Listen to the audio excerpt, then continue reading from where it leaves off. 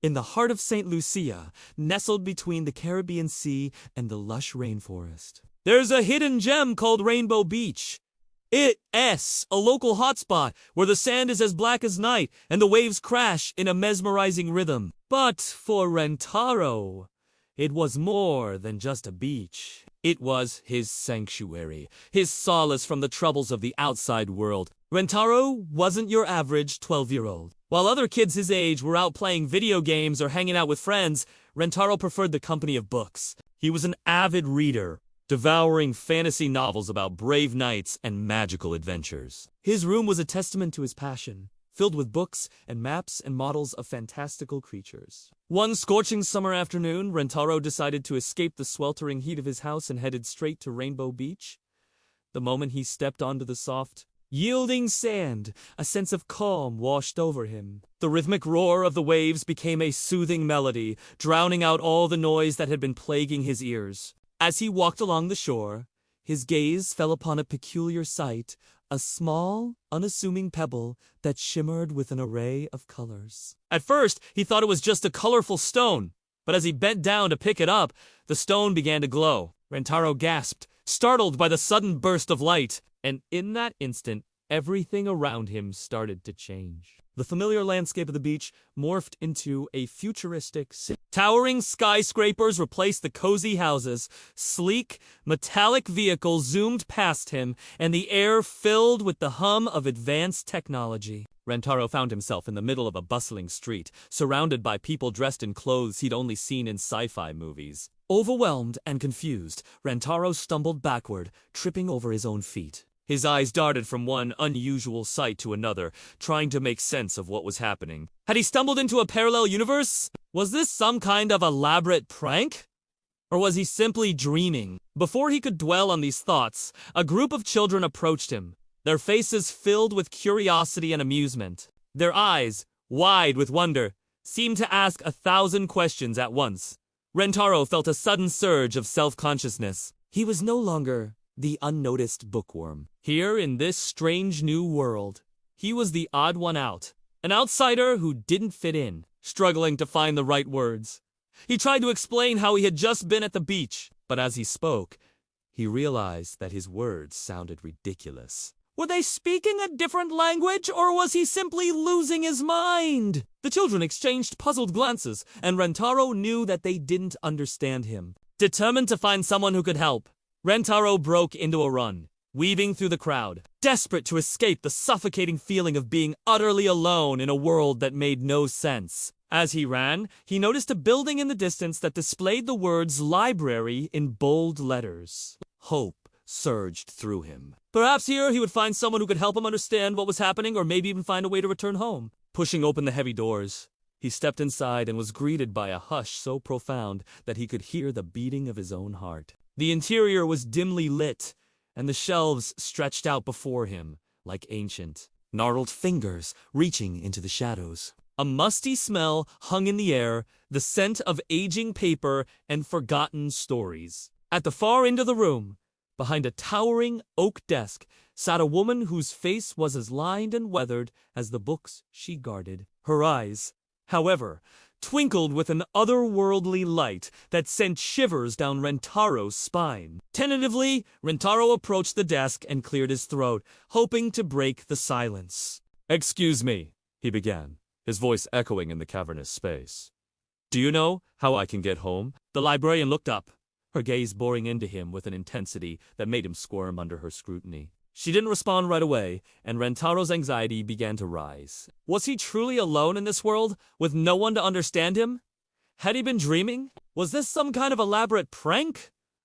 Or was he simply losing his mind? Finally, the librarian spoke, her voice raspy as if unused for years. "Home!" she repeated, her eyes never leaving his. "You wish to return home?" Rentaro nodded, relief flooding through him at the sound of her voice.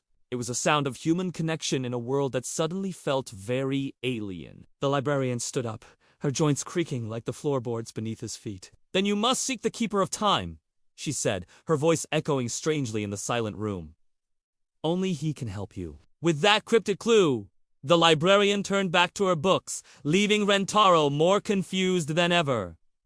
Keeper of Time.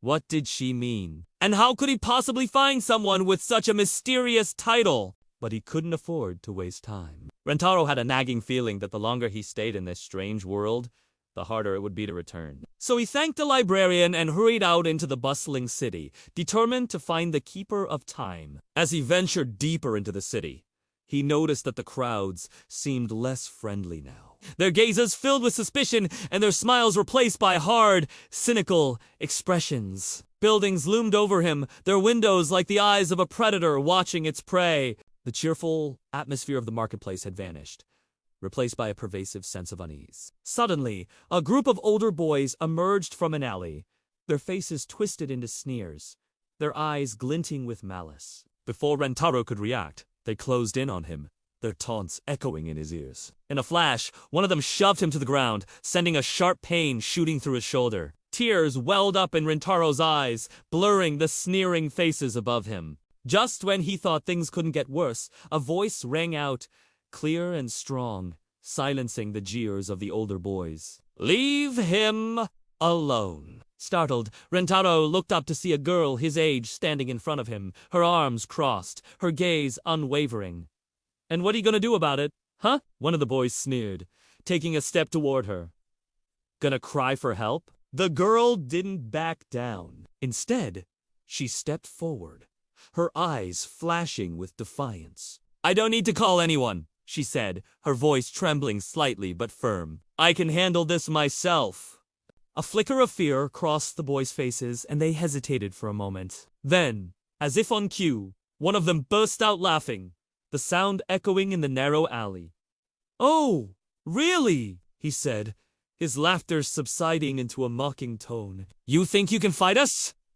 The girl didn't respond. She simply stared back, her fists clenched. Seeing his friends falter, the boy took the opportunity to land a shove on her shoulder. "That's enough!"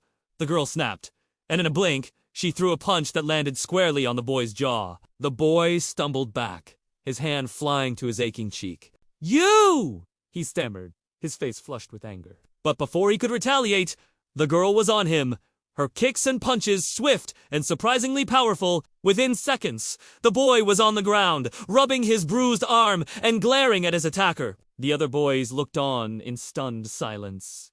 Their earlier bravado evaporated. "Don't ever," the girl said, her voice shaking with barely suppressed rage, "mess with someone you don't know. Got it." The boys, their heads bowed, mumbled their agreement. "Pen!" With angry curses, they fled the alley. When Rentaro was sure the coast was clear, he cautiously got to his feet, his body aching from the fall. "Thank you," he said to the girl, his voice still shaky.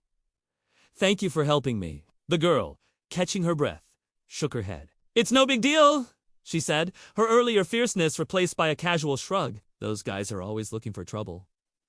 I was bored." Rentaro couldn't help but smile at her nonchalant attitude. Here he was, a stranger in a strange land, and she was acting like this was just another Tuesday afternoon. He couldn't help but feel a sense of admiration for her strength and courage. "So, Rentaro began, feeling awkward for having been rescued. "Do you know where I could find the Keeper of Time?" The girl looked at him, her eyes twinkling with amusement. "Looking for the Keeper of Time, huh?" she said, a playful smile tugging at her lips. "Well, then you've come to the right place. I know exactly where to find him." With that, the girl turned and headed out of the alley, leaving Rentaro to follow. He had a feeling that this chance encounter might just be the break he needed to find his way home. And so he followed her, hoping that she would lead him to the Keeper of Time and unravel the mystery of this bizarre world.